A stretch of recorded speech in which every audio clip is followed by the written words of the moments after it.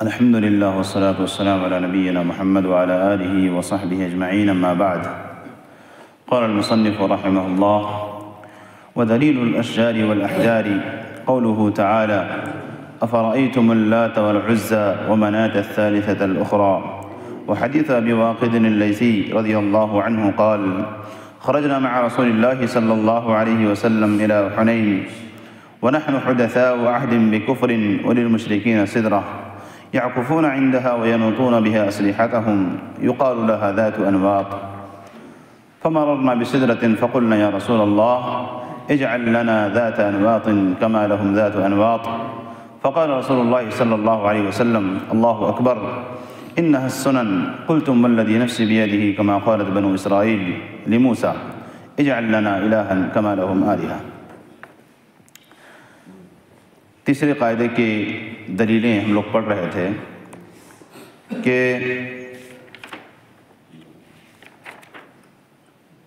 چاہے انبیاء کی عبادت کی جائے یا فرشتوں کی عبادت کی جائے یا پتھروں کی عبادت کی جائے، دونوں برابر ہیں. ان کو پکارا جائے یا ان کو پکارا جائے، دونوں شرک ہے اور ایسے کرنے والے مشرک ہیں.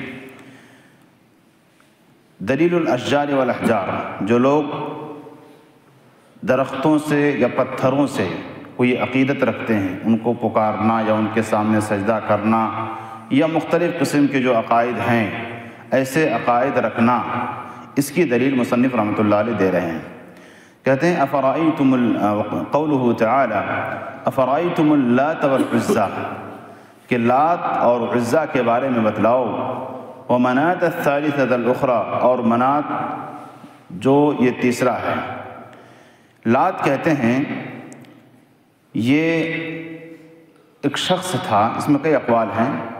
ایک شخص تھا جو حاجیوں کو ستو گھول کر پلاتا تھا، حاجیوں کی خدمت کرتا تھا. جب یہ مر گیا تو جہاں یہ بیٹھ کر ستو پلاتا تھا حاجیوں کو، جب یہ مر گیا، زمانہ گزرا، تو لوگوں نے اس کی جگہ، یا تو بعض کہتے ہیں کہ وہیں پر اس کو دفن کر دیا گیا، یا کہ اس جگہ پر ایک پتھر قائم کیا گیا اور اسی کے نام اس کو لات کا نام دیا گیا، اس آدمی کا نام تھا. یا کہ اس کا جو کام تھا لت یلتو کا معنی ستو گھولنا. تو اسی جگہ کو لوگ محترم سمجھنے لگے اور پھر وہیں ان کی عبادت کی جانے لگی، تو گویا کہ پتھر ہوئے.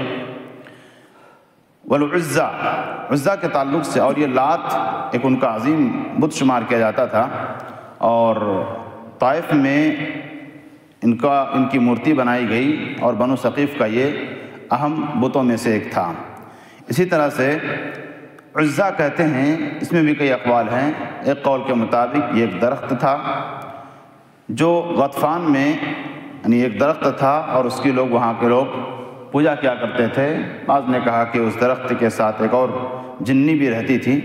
تو گویا کہ یہاں پہ درخت جن سے لوگوں کے عقائد بندھے ہوئے تھے. اور منات کہتے ہیں کہ ایک جگہ ہے جو مکہ اور مدینہ کے درمیان ہے، اور یہ بنو خزاعہ کا ایک بت تھا. یہاں پر لوگ جا کر کے زیادہ تر جانوروں کو ذبح کیا کرتے تھے، اسی لیے اس کا نام منات رکھا گیا. الغرض یہ کہ یہاں پر پتھر ہو یا درخت ہو، ایسی چیزوں کو بتایا جا رہا ہے کہ اس کو پوجا کرنے والے بھی مشرک ہیں. اور پہلے جو دلیلیں گزری ہیں، صالحین کو پکارے، فرشتوں کو پکارے، یہ سب بھی کیا ہے؟ شرک ہے. اور اس میں ایک حدیث بیان کی گئی، حدیث ابی واقد اللیثی. یہ کہتے ہیں کہ ہم لوگ خرجنا مع رسول اللہ صلی اللہ علیہ وسلم الی حنین، ہم لوگ نبی صلی اللہ علیہ وسلم کے ساتھ حنین کی طرف نکلے.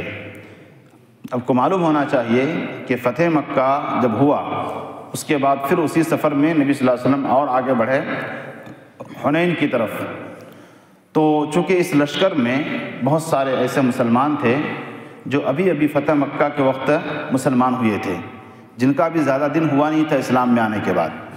تو کہتے ہیں کہ ہم لوگ نکلے حنین کی طرف. وَنَحْنُ حُدَثَاءُ عَهْدٍ بِكُفْرٍ، اور ہم لوگ ابھی کفر کے زمانے سے بہت قریب تھے، یعنی ابھی ابھی اسلام قبول کیے تھے، اور کفریہ عادتیں، شرکیہ عادتیں ہمارے ذہن و دماغ میں، مطلب وہ خیالات تھے ہی، ابھی زیادہ دن ہوئے نہیں تھے.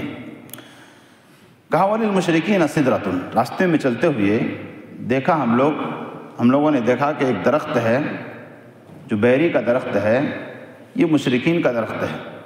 کیا کرتے ہیں وہ لوگ اس درخت میں؟ يَعْكُفُونَ عِنْدَهَا، جب بھی وہ لوگ اس راستے سے گزرتے ہیں یا کسی جنگ میں جاتے ہیں تو وہاں پہ جا کے وہ لوگ ٹھہرتے ہیں، اور وَيَنُوطُونَ بِهَا أَسْلِحَتَهُمْ، اور وہ لوگ اپنی تلواروں کو اس درخت میں لٹکاتے ہیں۔ کیوں لٹکاتے ہیں؟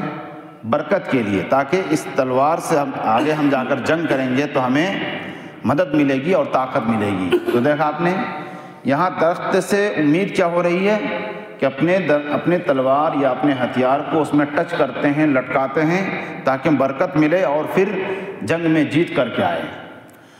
تو یہ تو مشرکین کا درخت تھا، ہم لوگوں نے کچھ نہیں کیا، آگے بڑھے۔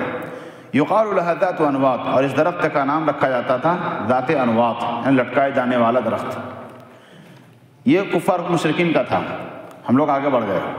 فمررنا بسدرۃ، پھر آگے ہم لوگ ایک اور بیری کا درخت دیکھے راستے میں، تو وہ تو کفار مشرکین کا تھا، یہ تو معلوم تھا۔ آگے جب ہم لوگ بڑھے تو ایک اور درخت دکھا، تو ہم نے کہا یا رسول اللہ، اے اللہ کے رسول صلی اللہ علیہ وسلم، اجعل لنا ذات انواط کما لهم ذات انواط، اے اللہ کے رسول ایک درخت ہمارے لیے بھی خاص کر دیجئے، تاکہ یعنی ذات انواط جس میں ہم لوگ بھی اپنی تلواریں لٹکائیں اور اس سے برکت حاصل کریں۔ یہ مطالبہ کر دیا صحابہ کرام نے۔ ابھی ہم نے بتایا کہ یہ لوگ مطالبہ کیوں کیے؟ کیونکہ ابھی اسلام میں بہت جلد آئے ہوئے تھے، ابھی یہ ساری چیزیں ختم نہیں ہوئی تھی ذہن و دماغ سے، تو یہ مطالبہ کر دیا۔ تو نبی صلی اللہ علیہ وسلم نے کہا اللہ اکبر، اللہ سب سے بڑا ہے، یہ کیا بات کر رہے ہو تم لوگ؟ کہا انہا السنن، یہی سنن ہے، یہی اتباع ہے۔ کہا کہ یہود و نصارہ کی قلتم والذی نفسی بیدہ، تم نے ویسے ہی بات کہی، اللہ کی قسم تم نے ویسے ہی بات کہی ہے جیسے بنو اسرائیل نے موسیٰ سے کہا تھا۔ یہاں صحابہ کرام نے کیا کہا تھا؟ ایک درخت ہم کو بنا دیجئے، ہم اس میں برکت حاصل کریں گے۔ تو نبی صلی اللہ علیہ وسلم نے کیا کہا کہ تم نے وہی بات کہی ہے جو بنی اسرائیل نے موسیٰ سے کہا تھا۔ بنی اسرائیل نے موسیٰ سے کیا کہا تھا؟ انہوں نے کہا تھا اجعل لنا الہا کما لہم آلہہ، کہ اے موسیٰ، یہ جو قوم ہے ان کے پاس سینکڑوں معبود ہیں، آپ کم سے کم ہمارے لیے ایک معبود بنا دیجئے، ایک معبود ہمارے لیے بنا دیجئے، اس طرح وہ لوگ عبادت کرتے ہیں ہم لوگ بھی ویسے عبادت کریں گے۔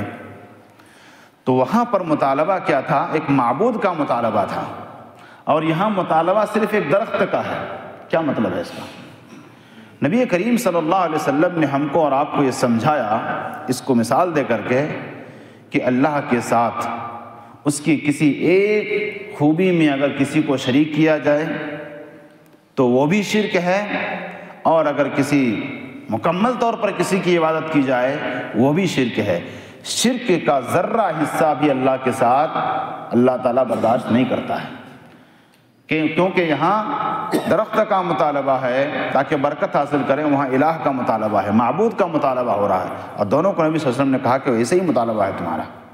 پتہ ہی چلا کہ شرک چاہے چھوٹا ہو یا بڑا ہو، اللہ تعالیٰ ہر حال میں اس کو برداشت نہیں کرتا ہے، کسی بھی حال میں اس کو برداشت نہیں کرتا ہے۔ یہ تیسرا قاعدہ ہمارا ختم ہوا، اور اس کتاب کا آخری قاعدہ جو چوتھا قاعدہ ہے، چونکہ کتاب کا نام ہی ہے القواعد الاربع، 4 قواعد، 3 قاعدے ہم لوگ پڑھ چکے، یہ چوتھا قاعدہ اور آخری قاعدہ ہے۔ مصنف رحمۃ اللہ علیہ نے فرمایا القاعدۃ الرابعۃ ان مشرکی زماننا اغلظ شرکا من الاولین۔ اس قاعدے کا خلاصہ یہ ہے، مصنف رحمۃ اللہ علیہ نے کہا کہ آج کے زمانے کے مشرک جو شرک کرتے ہیں، ان کا شرک اس زمانے کے مشرکوں سے خطرناک ہے۔ پہلے کے زمانے کا جو شرک تھا اس میں کچھ یعنی ہلکا تھا، لیکن آج کے زمانے کا شرک اس سے خطرناک ہے۔ کیسے خطرناک ہے؟ آگے بتایا لأن الأولین یشرکون فی الرخاء ویخلصون فی الشدۃ، اس لیے کہ پہلے کے زمانے کے جو مشرک تھے، نبی کے زمانے کے جو مشرک تھے، وہ لوگ شرک کرتے تھے کب؟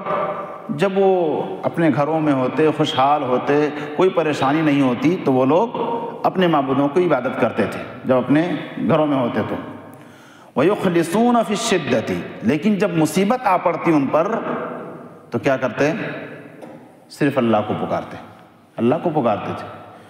کہا کہ وَيُخْلِصُونَ فِي الشِّدَّةِ، مثلا سفر میں کہیں جا رہے ہیں، سمندری سفر ہے، ابھی آیت آئے گی آگے، سمندری سفر ہے، کشتی بھنور میں پھنس گئی ہے، اب ڈوبے تب ڈوبے کا معاملہ ہے، ہچکولے کھا رہی ہے کشتی، تو وہ کسی اپنے معبودوں کو یاد نہیں کرتے تھے۔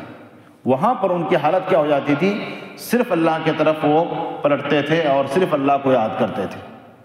لیکن آج کے زمانے کا مشرک کہتے ہیں وَمُشْرِكُوا زَمَانِنَا شِرْكُهُمْ دَائِمٌ فِي الرَّخَاءِ وَالشِّدَّةِ، آج کے زمانے کا مشرک کیا ہے؟ یہ خوشحالی ہو یا بدحالی ہو، ہر حال میں وہ یا علی کا نعرہ لگاتا ہے، علی کو پکارتا ہے، ہر حال میں وہ یا غوث کہہ کے پکارتا ہے، مصیبت آئی تب بھی یا غوث، خوشی میں ہے تب بھی یا غوث۔ یہ شرک فی الشدہ والرخاء، یعنی دونوں حالتوں میں ان کا تو شرک تھا، کم سے کم ایک حالت میں تھی ان کا شرک۔ لیکن آج کے زمانے کا مشرک اگر فلائٹ کریش ہونے والی ہے تو کیا بولتے ہیں؟ یا علی المدد، یا غوث المدد۔ تو یہ کیا ہے؟ شرک ہے، اور شرک اکبر ہے جس سے آدمی دائرہ اسلام سے نکل جاتا ہے۔ تو آج کے زمانے کا مشرک زیادہ خطرناک ہے پچھلے زمانے کے مشرکوں سے، کیونکہ ان کا شرک دونوں حالتوں پر ہے۔ اور آگے اللہ رب العالمین نے بیان کیا، مصنف رحمۃ اللہ علیہ نے ذکر کیا، وَالدَّلِيلُ قَوْلُهُ تَعَالَى فَإِذَا رَكِبُوا فِي الْفُلْكِ دَعَوُا اللَّهَ مُخْلِصِينَ لَهُ الدِّينَ۔ سبحان اللہ، یہ لوگ دیکھیے کہتے ہیں کہ جب یہ لوگ کشتیوں میں سوار ہوتے اور کشتی پھنس جاتی تو اپنے کسی معبود کو نہیں پکارتے، دعوا اللہ مخلصین لہ الدین، اللہ تعالیٰ کو پکارتے اس کے دین کو خالص کرتے ہوئے، بالکل اخلاص کے ساتھ۔ ہم بولتے ہیں نا اخلاص کے ساتھ عبادت کیجئے، تو یہ لوگ بعض حالتوں میں، پریشانیوں میں اخلاص کے ساتھ اللہ کو پکارتے تھے۔ تو ان کے اندر بھی اخلاص تھا، لیکن اب کہہ سکتے ہیں کہ اخلاص کے ساتھ جب پکارتے تو پھر یہ لوگ مسلمان کیوں نہیں ہو گئے؟ اس لیے کہ یہ لوگ جب بچ جاتے اور اپنے گھروں میں آ جاتے تو پھر شرک کرنے لگتے، یہ پرابلم تھی ان کی۔ تو اخلاص کے ساتھ دعا کرتے تھے اللہ تعالیٰ کو، فَلَمَّا نَجَّاهُمْ مِنَ الْبَرِّ، جب اللہ تعالیٰ ان کو خشکی میں لا دیتا، نجات دے دیتا، اِذَا هُمْ يُشْرِكُونَ، تو وہ لوگ پھر سے شرک کرنے لگتے۔ یہ ان کا فالٹ تھا۔ تو اس قاعدے کے تحت ہم نے یہ سمجھا کہ اس زمانے کا مشرک اور اس زمانے کا شرک کرنے والے زیادہ خطرناک ہے پچھلے زمانے کے مشرکوں سے۔ الحمدللہ ہم نے یہ کتاب ختم کی۔ ایک بار میں پھر سے آپ کو چاروں قاعدے خلاصے کے طور پر دہرا دیتا ہوں۔ پہلے قاعدے میں ہم نے پڑھا تھا کہ صرف اس بات کا اقرار کرنا کہ اللہ تعالیٰ خالق و مالک ہے اور اس کی عبادت نہ کرنا آدمی کو مسلمان نہیں بنا سکتا ہے، کیونکہ نبی صلی اللہ علیہ وسلم نے ایسے لوگوں سے جنگ کی جو لوگ اللہ کو خالق اور مالک مانتے تھے۔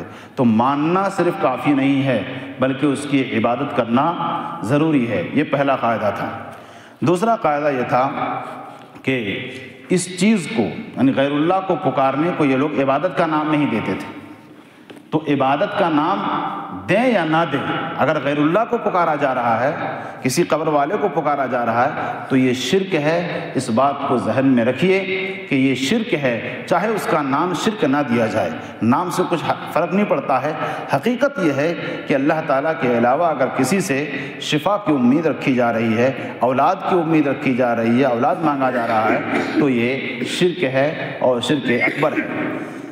تیسرا قاعدے میں ہم نے یہ پڑھا تھا کہ نبی صلی اللہ علیہ وسلم نے فرق نہیں کیا کہ کون نبی کو پکار رہا ہے، کون فرشتوں کو پکار رہا ہے، کون پتھر اور درختوں کو پکار رہا ہے، فرق نہیں کیا اس میں۔ کہا کہ سب مشرک ہیں، اور اللہ کے رسول صلی اللہ علیہ وسلم نے ایسے تمام لوگوں سے جنگ کی۔ اس کا مطلب یہ ہے کہ کوئی یہ نہ کہے کہ ہم تو اولیاء کو پکار رہے ہیں، یہ شرک نہیں ہے، نہیں، یہ بھی شرک ہے۔ اولیاء کو پکاریں یا نبی کو پکاریں یا فرشتوں کو پکاریں، پکارنا غیر اللہ کو شرک ہے، لہٰذا اس چیز کو سمجھنا چاہیے۔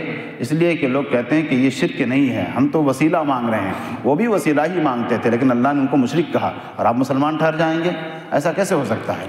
اس کے بعد چوتھے قاعدے میں ہم نے پڑھا کہ اس زمانے کے مشرک زیادہ خطرناک ہے پچھلے زمانے سے، اس لیے کہ ان کا شرک ہر حال میں ہوتا ہے، اور پچھلے زمانے کے مشرکوں کا شرک صرف خوشحالی میں ہوتا تھا، مصیبت میں وہ لوگ اللہ ہی کو پکارتے تھے۔ اللہ رب العالمین سے ہم دعا کرتے ہیں کہ اللہ رب العالمین ہمارے اس پڑھنے کو قبول فرمائے، اور ہم نے جو سیکھا ہے اس کو اپنے اندر اور اپنے رشتہ داروں میں جو بھی اس طرح کے لوگ ہیں ان کو سمجھانے کی توفیق عطا فرمائے، اور اس علم کو اللہ رب العالمین ہمیں دوسروں تک پہنچانے کی توفیق عطا فرمائے۔ اللہ رب العالمین ہمیں تا دم حیات اس کی توحید پر قائم رکھے اور شرک سے محفوظ رکھے، اور جب خاتمہ ہو تو خاتمہ ایمان پر ہو۔ آمین۔ وآخر دعوانا الحمد للہ رب العالمین۔